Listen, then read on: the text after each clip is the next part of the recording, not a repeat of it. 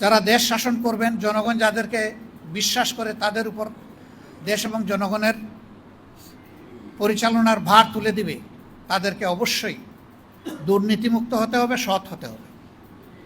আমি ব্যক্তিগতভাবে বিশ্বাস করি রাজনীতিবিদরা যদি দুর্নীতি থেকে নিজের হাতের 10টা আঙ্গুল পরিচ্ছন্ন রাখতে পারে, এই দেশে কারো পক্ষে দুর্নীতি করা সম্ভব হবে না।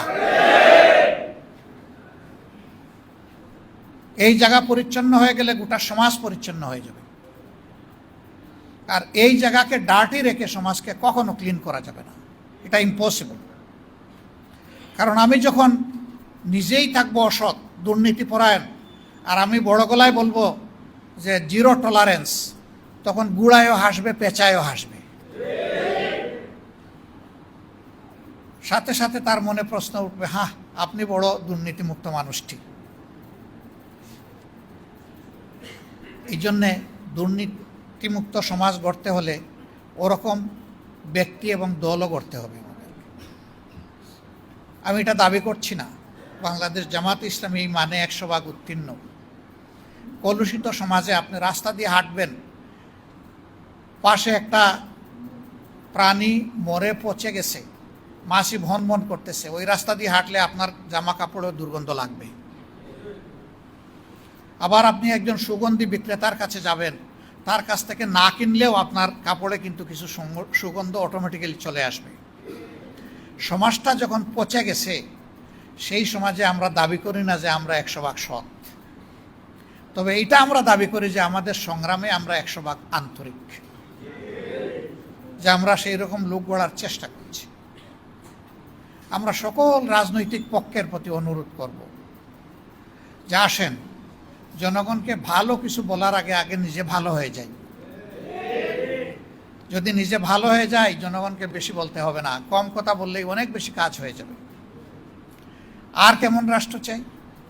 আমরা এমন একটি রাষ্ট্র চাই যেখানে মানুষ ন্যায্যতার ভিত্তিতে তার কোনো কথা বলতে সংকোচ করবে না। মিডিয়ার কাছে কোনো কিছু পাঠালে মিডিয়া বলবে না যে আপনার নিউজটা যথার্থ, কিন্তু আমাদের উপরে প্রচণ্ড চাপ, আমরা আপনার নিউজটা ছাপতে পারবো না।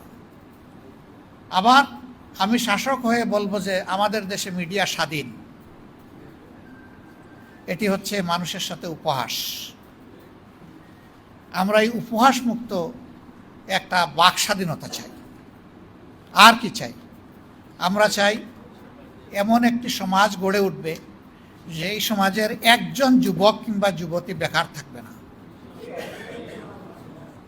তার মেধাকে বিকাশে রাষ্ট্র তাকে সহায়তা দিবে, পর্যাপ্ত সহায়তা দেবে, এবং বিকশিত মেধাকে কাজে পরিণত করবে। এই জন্য শিক্ষার পাঠ চুকিয়ে ফেলার সাথে সাথেই কাজ তার হাতে চলে আসবে। এখানে কোনো মামার খালু তালাশ করতে হবে না, কোনো দলীয় আনুগত্যের প্রশ্ন আসবে না। সে যে দলের হোক, যে ধর্মের হোক, তার কোয়ালিটি তার জায়গায় তাকে নিয়ে যাবে। আমরা সেই সমাজটি চাই। এরকম একটা সমাজ যখন গড়া হবে, তখন ছেলেদেরকে এখন বিশ্ববিদ্যালয়ে ভর্তির ক্ষেত্রে এখন প্রশ্ন উঠেছে যে ভর্তির আগে তাদের ডোপ টেস্ট করা হোক। তখন আর ডোপ টেস্ট লাগবে না ইনশাল্লাহ।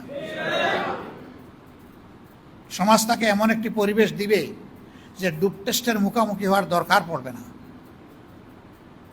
অর্থাৎ আমরা যুবকদের হাতকে কর্মীর হাতে পরিণত করতে চাই, এবং এই যুবকদের হাতে আমরা দেশটাও তুলে দিতে চাই।